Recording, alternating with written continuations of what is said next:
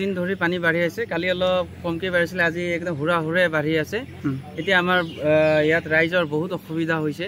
ধৰক পশুধনৰ কাৰণে মানুহৰ ঘৰত সোমাইছে পানী, তাৰপিছত থকা খোৱা, এতিয়া ঘৰৰ ভিতৰত এতিয়া হাঁহ বেং সোমাই মানে থাকিবলৈ ভয় হৈছে। লগতে খোৱা পানীৰো অভাৱ হৈছে, বিশুদ্ধ খোৱা পানী নাই। টিউবৱেল যিবিলাক আছিলে চব পানীৰ তলত বুৰ গৈছে। আমাৰ এতিয়া 1 নং বুটলিখোৱা, 2 নং বুটলিখোৱা, আমাৰ এতিয়া বৰবালি টোপ, 3টা গাঁৱৰ কমেও 70-80 ঘৰ মান পৰিয়ালৰ মানে প্ৰভাৱিত হৈছে বানৰ পৰা।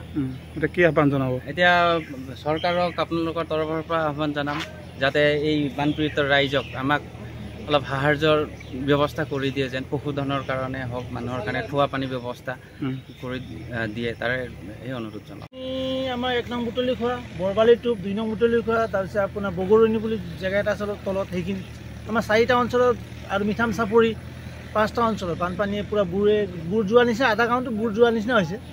তাৰপিছত আপোনাৰ এতিয়া আমাৰ গৰু ছাগলী চৰিব জেগা নাই, ৰাস্তাত বান্ধি থৈছে পশু।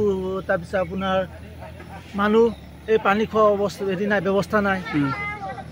অহা যোৱা কৰিব ৰাস্তাত পানী, কোনোবা ৰাস্তাত পানী, কোনোবা ৰাস্তাত খেতি পথাৰ আপোনাৰ কঠীয়া, মানুহৰ কঠীয়া পূৰা বৰবাদে কৰি দিছে, শাক পাচলি পূৰা বৰবাদ।